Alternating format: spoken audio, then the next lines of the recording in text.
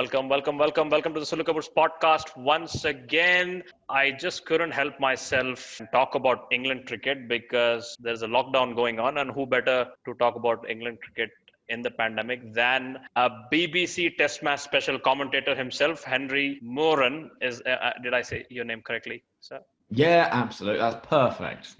Lovely, Spot on. lovely. Thank you very much for doing this. Welcome to the show. Lovely to be here. It's very nice to speak to you in your India chop and your Bangalore cap as well. Just to let us know where your loyalties lie early on. Yes, it's quite evident. Every time I do a cricket-related podcast, this is how I dress. This is my uniform. Let me just get started straight away. What's with the lockdown in UK? Actually, how did that happen? So we've had lots of different phases over the last 9 months or so since March, when we sort of moved from that initial phase where I think every country's had a little bit of, where we've known that this is going to be an issue, and then suddenly it sort of became very apparent. And we had the main lockdown back in March through April, then moved into different phases where it was less severe and you could go out and maybe meet friends outside. And as the winter has come and the virus spreads more easily in winter, they've advanced the lockdown again. So we're now, as of last Thursday, we're in a month-long lockdown here in England, which means that all shops that are not essential are closed. You're not allowed to meet anyone outside your household, and you're only allowed to go out and exercise as sort of essential exercise. So I went for a run around the park this morning, but otherwise I'm at home and I'm watching Netflix. Wow, because there is no cricket around in England, right? So I just wanted to follow up with the next question. What would it mean for cricket, this lockdown? I don't think it should be much big of a deal, right? Because it's not. It's not in England. There's not cricket happening at the moment because we're, in England, our cricket months run from sort of April until September. This year we actually went into October because we started the season so late. So because of the weather here, it's a horrible day today. It's grey, it's cold, it's miserable. You can't be playing cricket anyway. So we don't have the brilliant thing that, in India, most of the year you're able to play cricket. And it's brilliant. And that's such an amazing thing to have. So I think the real effect on people, and speaking to some of our colleagues on Test Match Special who do sort of still play cricket, like people like Alex Hartley and Timal Mills, those kind of guys who are training at the moment, it really affects them because they can't go into their gyms, they can't go and train with their teammates. So all the exercise they're doing has to be at home, has to be going for a run around the park, those sort of things. So for the guys that are trying to keep fit, trying to keep bowling in the net, that's where the real problem is, I think. You speak of the horrible weather. I can only imagine the amount of swing the ball will get in a weather like that in winter. Not sure I've seen a video of that. Can you imagine James Anderson bowling at Trent Bridge in November? I mean, he'd have 1,000 Test wickets, right? Sure, absolutely. I have a ton of questions about BBC Test Match Special, right? Because I'm from India, and whenever I watch a match from England that's happening in England, probably I'll be seeing the Sky Sports feed, right? So just tell me about yourself and just tell people why you're the right person to talk about BBC Test Match Special, and tell us what is BBC Test Match Special, right? Because most of us don't know what it is. Yeah, so cricket on the radio in England is a huge thing. And I know in India, All India Radio used to do a lot more of the cricket commentary than they do now. And so it's not necessarily quite as big a deal in India because television pictures are, everywhere and people can watch a lot more freely. In England, radio is still a really important part of how people follow the cricket. And so you've got, as you say, you've got the Sky Sports feed that do the live action. That'll be the world feed that you see in India with Nasser Hussain and Rob Key and whoever else. In England, we've got the TV highlights are on BBC television in the evening, but during the day, the way that people follow it is in the main with us on the radio. So you have, we don't know exact figures, but, we're talking sort of several million people that are tuning in from in England and around the world to tune in and listen to us talking about cricket, cake, whatever else crosses our mind, because we're very lucky that as a national broadcaster, we don't have any commercial breaks at all. So when we go on air at 10:30 in the morning ahead of an 11 o'clock start, we are on the air until 6:30 in the evening, not a single commercial break, and we have to talk. If it's raining, we keep on talking, and we always have to find things to talk about. So it can be challenging, but it's a lot of fun as well. I think that's what makes it unique, because people sort of see it as a community to join in with. it's kind of, it becomes a podcast in a way, right? If the things get Hmm. boring on the field, right? I love the conversations where nothing is happening, right? You talk about random stuff. I enjoy that on Sky Sports. Obviously, I'm not sure how to tune into the BBC Test match session, but you're talking about two different commentary streams here, right? There is an entirely different set of a commentary team sitting in a different box, Mm. meant for BBC folks, and there is a different commentary team for Sky folks. Because I realized this when I was in England in 2019 World Cup. I was Hmm. India was England match at the Edgbaston. That's where I bought the shirt and the Bharat Army. Ah, there we go. You're aware of the Bharat Yeah, Army, right? Bharat Army badge. yeah, very much so. Yeah. A big fan of Barmy Army, by the way. Yeah, I was. That is when I went to the tour of the Lords and the tour of the Oval. That is where I realized, like, yep, there are two commentary boxes, if I'm not wrong.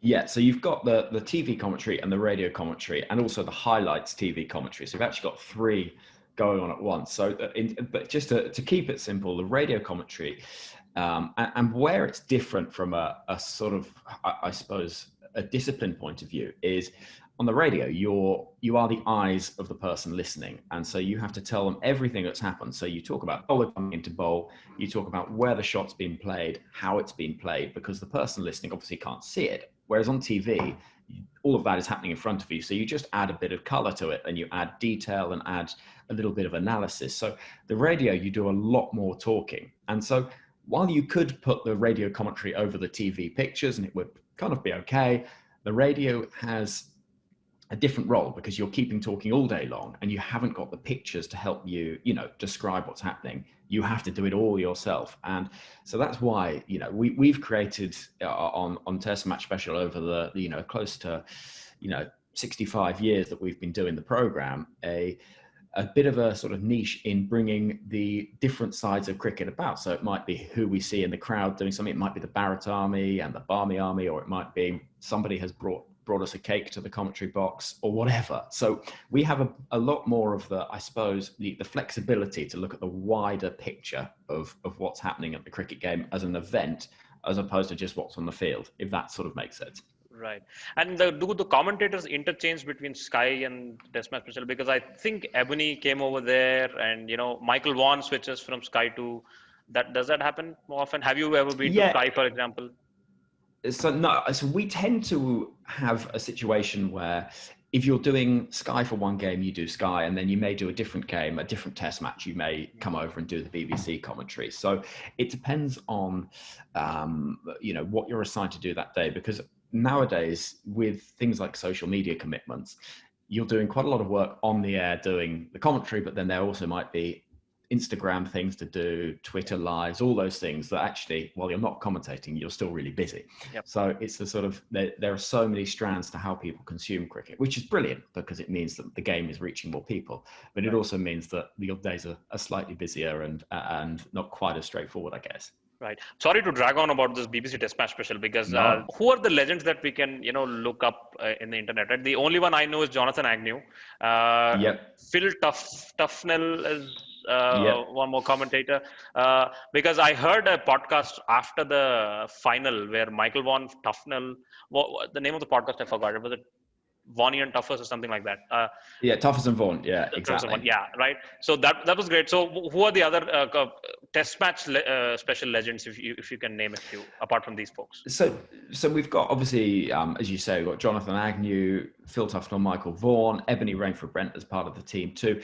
And what we do every single series where there's an overseas team is we try and have a commentator that represents that overseas team. So we've worked with Sollu Kaburz lots of times over the years. He's a regular voice with us. Prakash Vakankar as well, who works with us, who regularly is a radio commentator. And I'm trying to think who we've had in. We had in 2014, Rahul Dravid was with us for the whole Test series. So he's worked with as part of our team. And he was the most lovely, easygoing guy to work with, and just absolutely the most sort of relaxed, chilled out. It was just a complete joy to work with him. Obviously, he's a complete legend too. So you're sitting there thinking that, oh my, that's Rahul Dravid there, And I think there's also the sort of archetypal English voices that people look at, and Henry Blofeld is probably the most famous of these. And he's he retired now because he's 80 years old, but he's one of those people that is just, when you think of the sort of classic Englishman, he wears, the bright red trousers. He once, I think it was in the 1960s, he drove an old Rolls-Royce car from London to India as part of as a story. I can't remember why he did it, but he did it to, I think, with a friend as part of his journalism. He was also a very good cricketer, and he was so good as a cricketer that there was illness in the England team during the tour that he arrived at in his ancient Rolls-Royce, and he wasn't a million miles away from playing a test match for England to keep wicket because there was no way of getting anyone out in time. And in the end, somebody else stepped up, I think, from the coaching staff. So he's one of those guys that you listen to the voice. He calls everybody my dear old thing, and he's one of the most hilarious, amazing people that I've ever met. And if you Google or go on YouTube and search Henry Blofeld, you'll hear some incredible things. And also, that his favorite fact is that the character Blofeld from James Bond, the baddie, is actually named after his great uncle who went to school with the guy that wrote James Bond. That's his favorite thing. Did you say great granduncle? I think it was his great uncle. It was something like that. So quite a close relation. Wow. And we had Jeffrey Boycott worked with us. Oh yes, talk about Jeffrey Boycott. I think my mom can play a better cover drive than that. You've got it. Yeah. Oh, Jeffrey. What can we say about him? I've been very lucky to work with Jeffrey for sort of 8 years or so, and he is basically, as you hear him on the radio or see him on the television, is exactly what he's like off screen, off air. And he says it is. He is, incredibly funny, incredibly interesting about the game. And he's one of those very rare people, actually. And when we went to India, when England were in India, and I was lucky enough to be there in 2016, he was part of the team on that trip as well.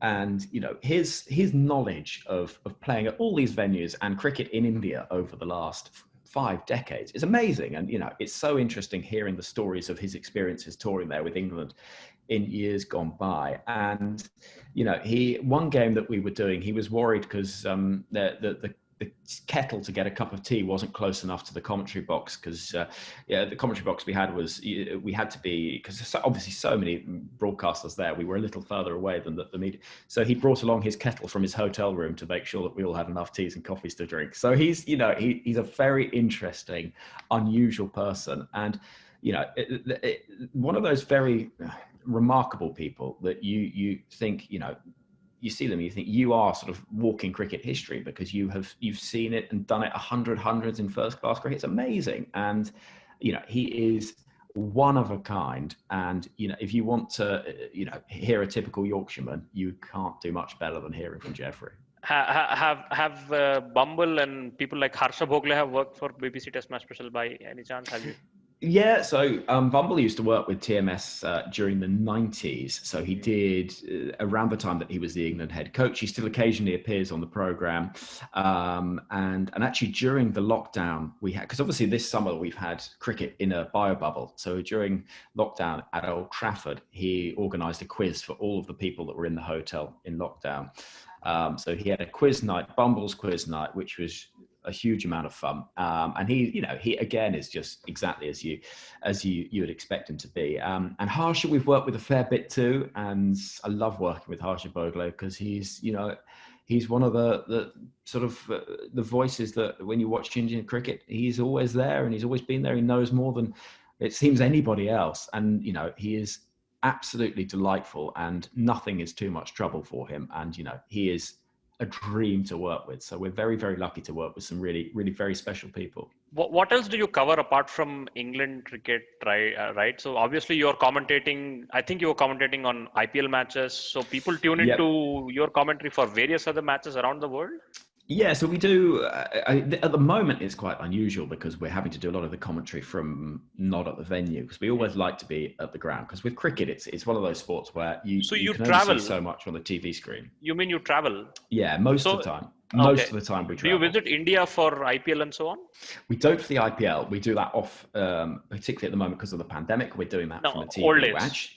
Mm. Yeah, so we're actually doing, oddly, we're doing the IPL commentary from the Oval Cricket Ground in London, which is where all of our broadcast facilities are. So we watch the IPL from a TV and do the commentary from that. We're doing the Big Bash League as well in a couple of weeks' time. And then during the summer, we also do all of the domestic cricket in England. So Wow.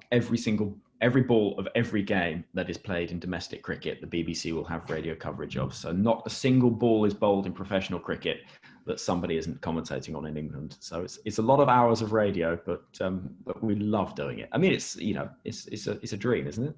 Right, absolutely. I love the idea of a separate parallel commentary stream, right? Because we don't have that in India, right? We just get what BCCI gives us, and it is also, I believe, it's a nice space for less famous ex-cricketers to have their voice heard, right? I mean, as the time goes by, there are more and more cricketers filling up the commentary space, and I can speak for India as well.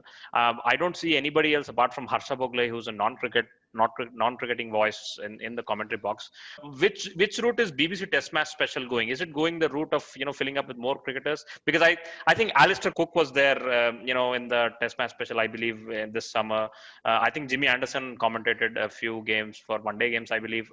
So, which route is BBC Test Match Special going in terms of encouraging diversity of voices, both from the cricketing field and like yourself? I'm not sure, if correct me if I'm wrong. I don't know if you're a cricketer, if you have played. No, if what you don't want to see me play cricket, I tell you that's not a pretty sight. Same. But the way that the way that we try and do it is, and the program has a history of a combination. It tends to be that the person who does the lead commentary, so the person describing what is happening, isn't necessarily a former player, and there are exceptions to that. Jonathan Agnew and Ishi Guha, two people that have played for England and wouldn't be in that mould. And then the expert is the ex-cricketer. So that's what Alistair Cook, Geoffrey Boycott, Michael Vaughan, they are the guys that, in simple terms on the radio, you have the lead commentator describes what happens and the expert tells you why it's happened, essentially. So our sort of aim has always been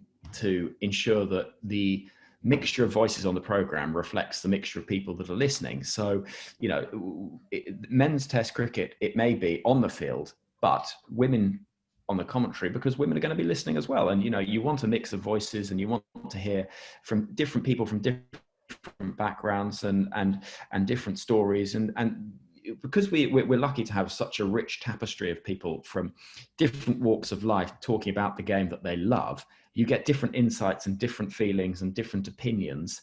And that's all part of the sort of bigger picture of conversation. Added to that, the joys of social media that mean that if you're listening at home, you can get in touch and say what you might want to say and be part of the conversation as well. So our sort of idea has always been, make sure that the program is reflecting the listenership. And that means get as many different voices from different backgrounds to ensure that it reflects that. And that's, and we're very lucky that we work with some really brilliant people who buy into that as well.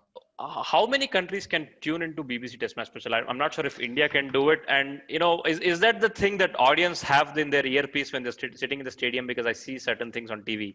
Am I saying it right? Yeah, exactly that. So you've got the in-ear pieces that you can buy at the ground, which you can either listen to the TV commentary or the radio commentary. And what can be quite fun about that is if somebody says something funny in the commentary, you can see the reaction in the crowd. Yes. And so that's quite nice. You get a little bit of interaction with people that are watching in the stadium.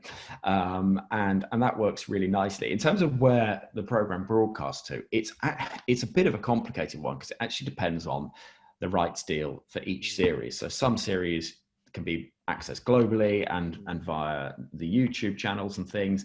Some are only in England. It just depends on each series and each bilateral agreement that's been made. So, right. Ideally, it'd be brilliant if it could be all over the world, but it just depends on the series. Right.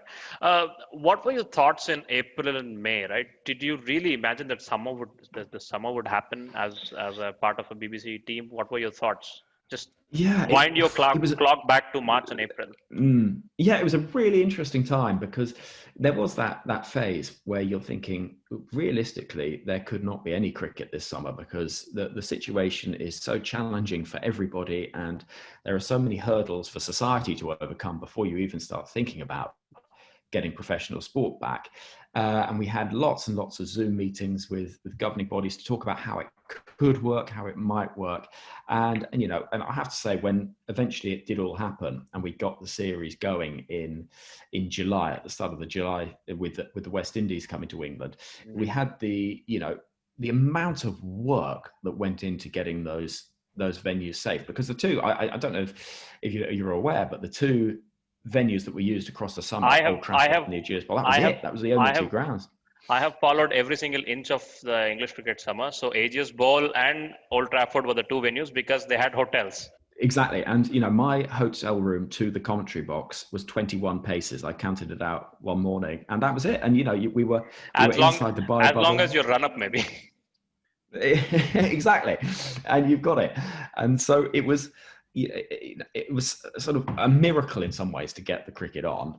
And going back to April and May, I think that there was a lot of people that were thinking, is it realistic that we're going to see any cricket at all this summer? Can teams get to England safely? Will they be willing to get to England safely? Can the ECB manage to get the provisions in place?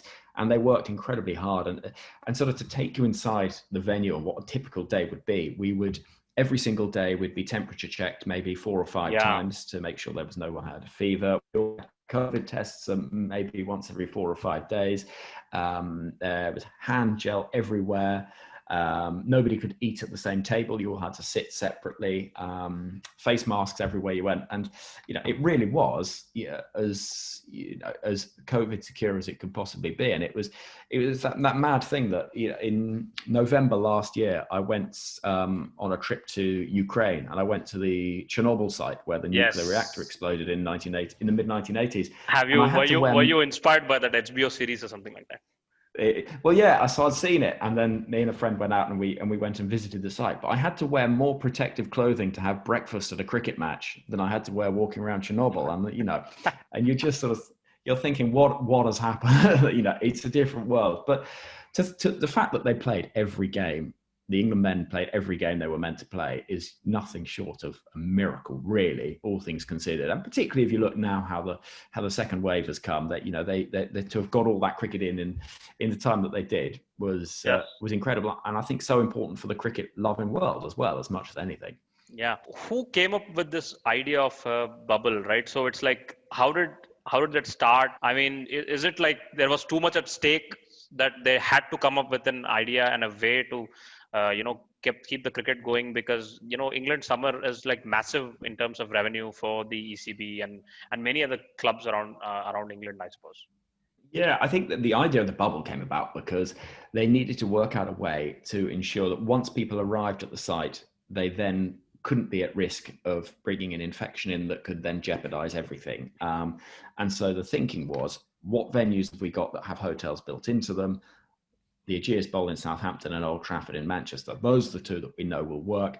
And so they then came up with a way of ensuring that the two venues would be perfectly secure. Once you arrived, you didn't leave again. You stayed on the site. You were checked and tested every day, and you were tested before arriving. So they knew that once you got there, it was going to be safe. And so at that point, actually, once everyone was in and they were tested, it was reasonably safe because at that stage, everybody's, COVID secure. And I think that the thinking behind it was, we have to find a way to make this safe for the athletes and the cricketers, the broadcasters, and everybody that is working at the venue, because if it's not safe, then we can't do it. And so it took a phenomenal amount of work, and I've never seen a cricket ground like it.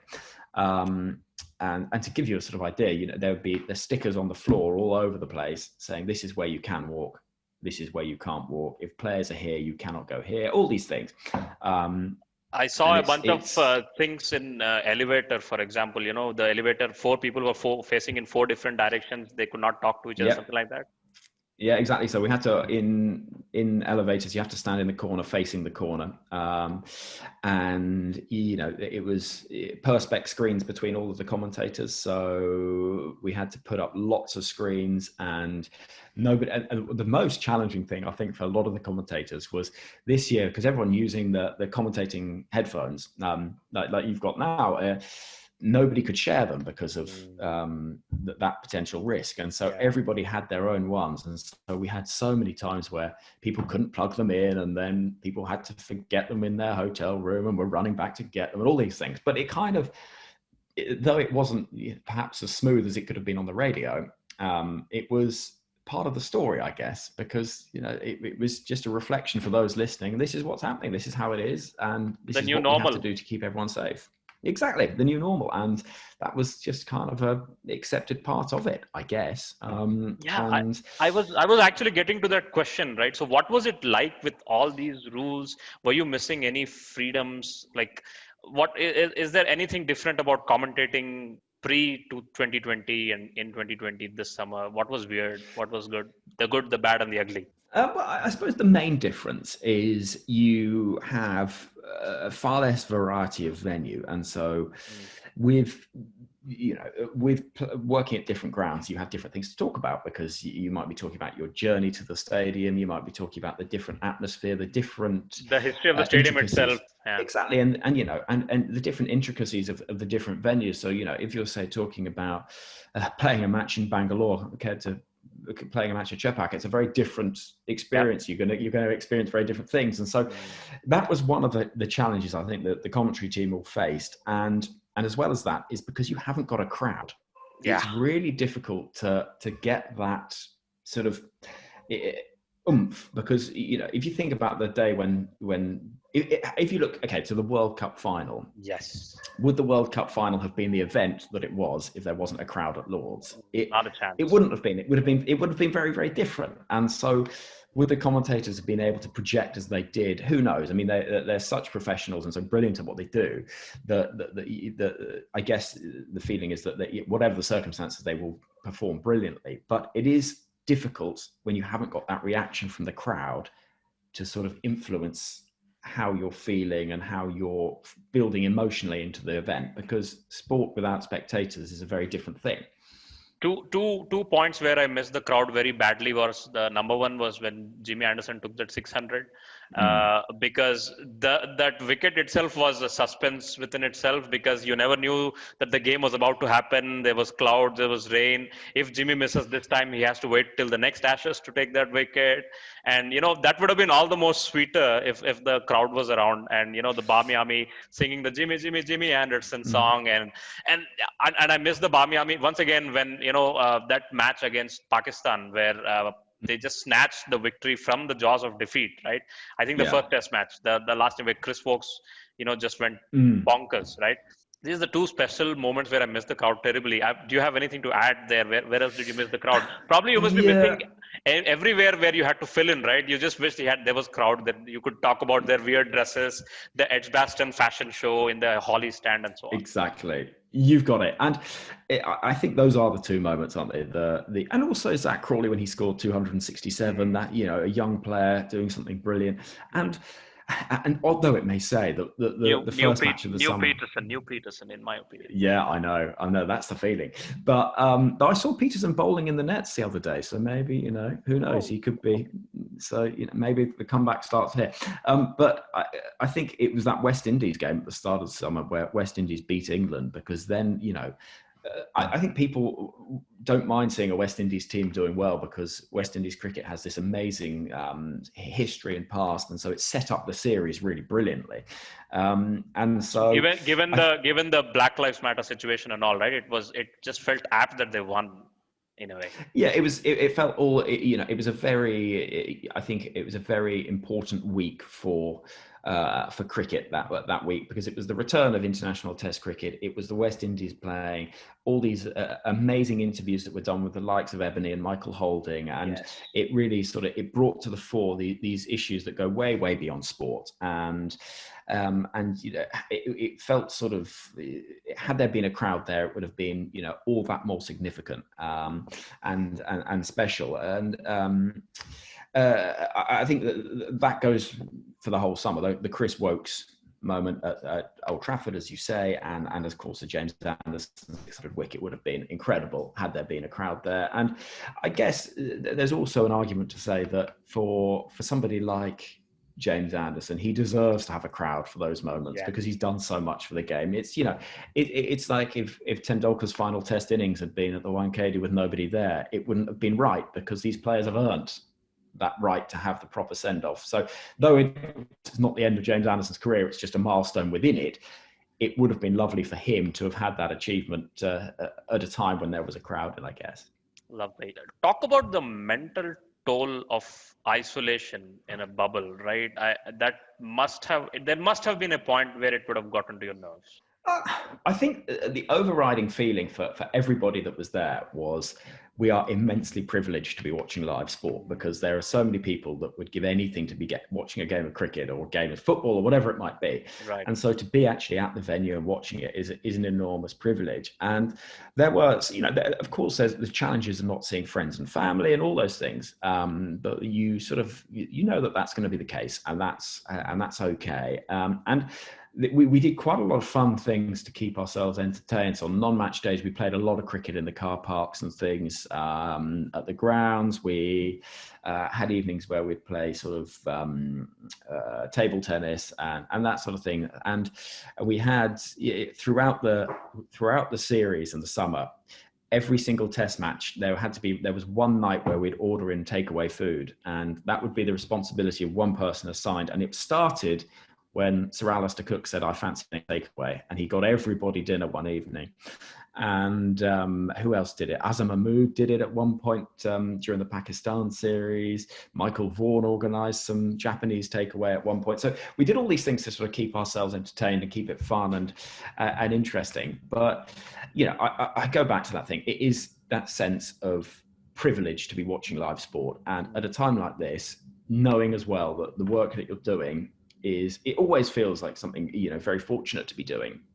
But when you know that being able to broadcast and bring cricket to people who have been without sport and need a boost, need something to, to make life feel a bit more normal, right, actually feels really important. And that felt really quite special to be able to help with. And certainly people listening at home, the message we kept getting was, this feels a bit more normal. Life feels a bit more normal when there's cricket on. And so that, I think, that felt quite special.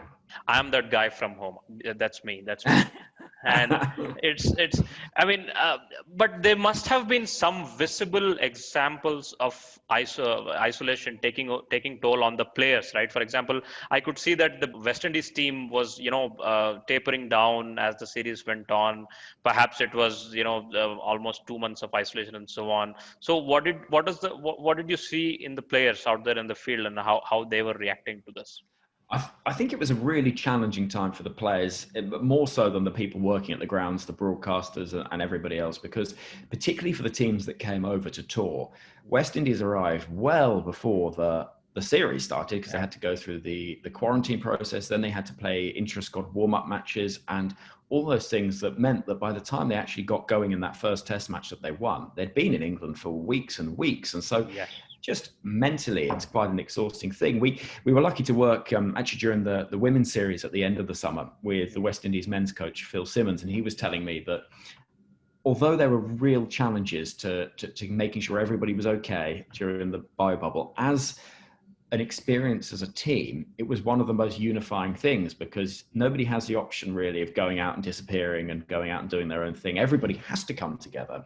And so it meant that everybody got used to spending time with each other. And so maybe the friendships and the bonds within the team were really enhanced by the very nature of it. So while there were challenges, I think there was certainly some positives, and there weren't too many moments, I don't think, where on the field it didn't look like a normal game of cricket, and Mm. that it didn't seem like these are players Oh, the fighting for everything, and this the is proper Test match cricket. quality was top notch. That is beyond Mm. without a doubt. What are the ideas in future for like the mental health of everyone in the bubble, right? So do you feel there is any changes to be made, any improvements to be made going forward, so that it gets easier for people working in the bubble and the players playing in the bubble, because this is going to be there around for at least, I can foresee at least next year as well, right? So what do you think can be improved?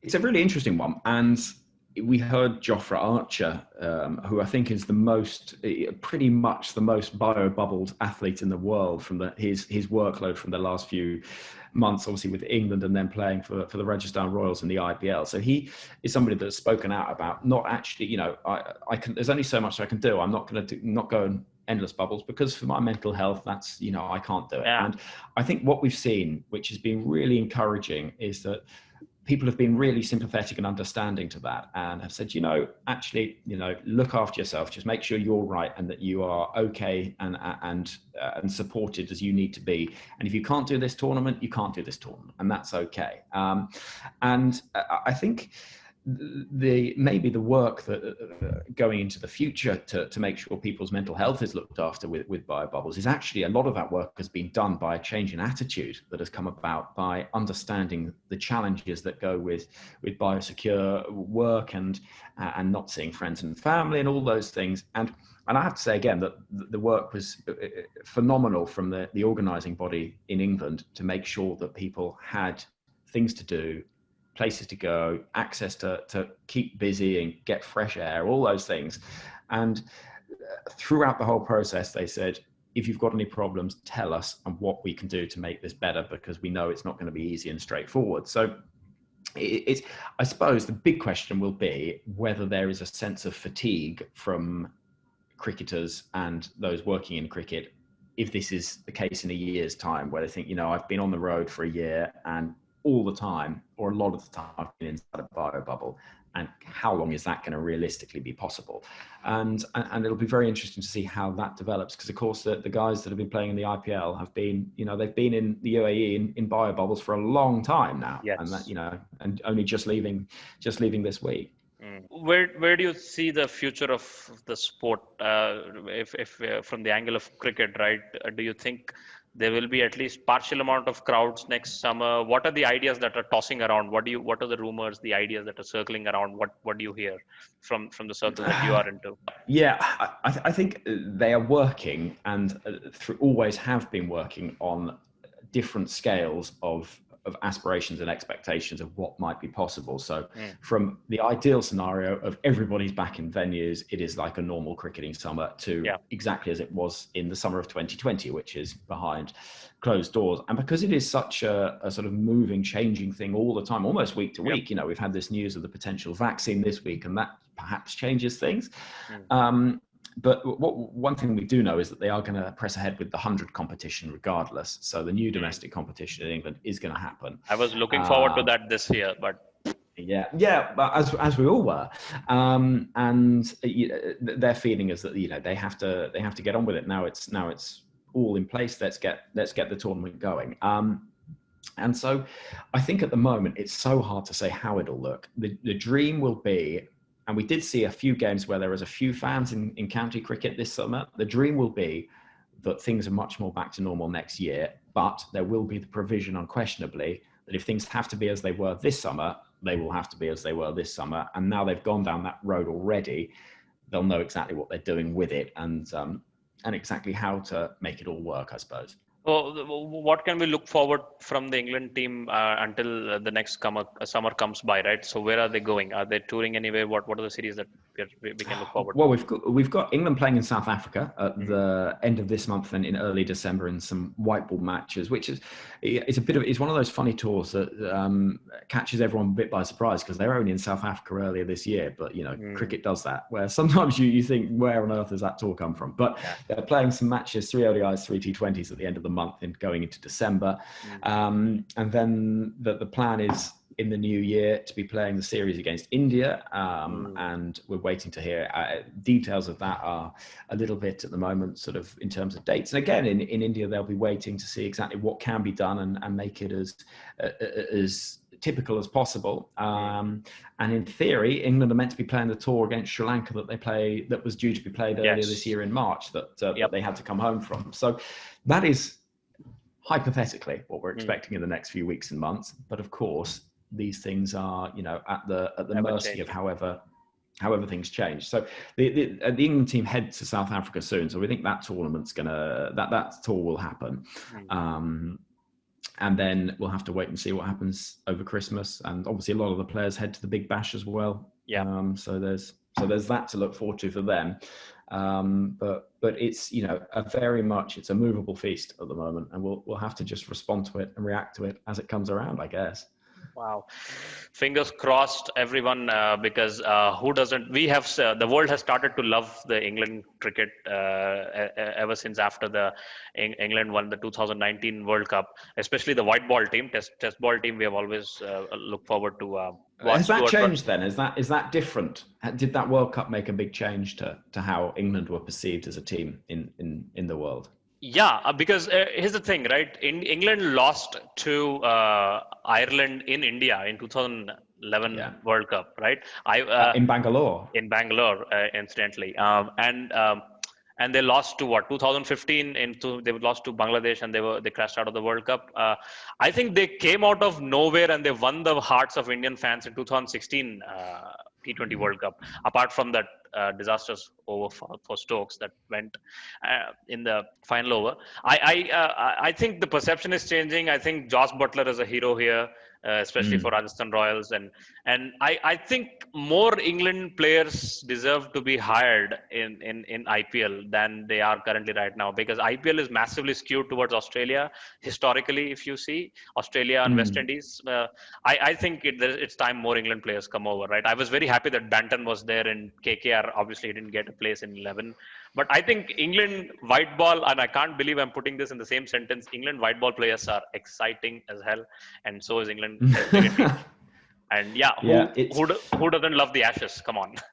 Well, that's the thing, but it's a funny one, because 5 years ago, as you say, England had crashed out of the World Cup losing to Bangladesh, and now suddenly this world champion team, and they should really, by all rights, if Carlos Brathwaite hadn't had his say, they should have won the 2016 T20 as well. Although one of the biggest complaints from Indians is that New Zealand should have won that final, but but here's what I say for that. Maybe that match, New Zealand deserved that match, but England actually deserved the World Cup, especially the way they played over the last 4 years and the amount of hard work they put in. Yeah, it was an amazing day at Lord's in 2019, and that final over where we were at the start of the Super Over, everybody's scrambling about, looking at the rule books, thinking, well, what happens if it's level at the end of the Super Over? Because cricket is one of those sports where a lot of the time you find yourself having to look up rules and laws that you didn't know that they were going to be relevant, and all of a sudden it is the difference between winning a World Cup and not. And one way or another, it feels like quite a long time ago, that 2019 World Cup final. Yes, everything from 2019 feels quite a long time ago. Let's be honest. And that final is the reason why we had a double Super Over in the IPL. Yes, I know. And the IPL this year, I think that I don't know how it was received in India. I presume the audiences were as big as ever, but it felt like it was a hugely successful tournament. Oh yes, roaring success, great matches, some incredible moments. The double Super Over, the innings from Tewatia, which just came out of nowhere. The modified rule of what happens when the second Super Over gets tied. No, go on. What? Because I hadn't even considered that would happen. But of course. So even the ICC didn't consider that there would be a Super Over in the World Cup finals. But funny things happen. So apparently the game goes on until 4 hours, and the Super Overs go on until, I think there is a time limit. I think a T20 match typically ends in 3.5 hours. So I think along with the Super Overs accounted for, I think the max you can go on is for 4 or 4.5 hours, and even then, if there is no winner decided, there will be 1 point each, which means England and New Zealand would have shared the World Cup. But anyways, that's fiction. Yeah, that is no, that is something that is going to be, debated and discussed Yeah, and forever. funnily, on the day of the in World Cup final, even the Wimbledon match was very tense, right? The Yeah, Wimbledon and ICC were like tweeting at each other, if you remember that. it was crazy because it was across a sort of like 6 miles across London. You had Yes. the eyes of the sporting world were just focused on these two amazing, crazy events, and it was just one of those days that cricket sometimes throws up that you just can't. It happened in the IPL time and again this year, and you just can't believe what you're watching. Yeah. It's just how it happens. I don't even know. I can't even begin to understand that innings from Tawati. I'm still puzzling how he got those runs. Uh, one of the happiest times was when I was in England for this 2019 World Cup, and I hope those happy times come back as soon as they can. On that note, I think it's a good note to end this podcast. Thank you very much, Henry, for joining here. It's a great chat. It's a pleasure. Always good to speak. And anytime you're in England, just let me know. Absolutely. That's it from the Sollu Kaburz podcast, ladies and gents. Till we see you next time. Bye, everyone.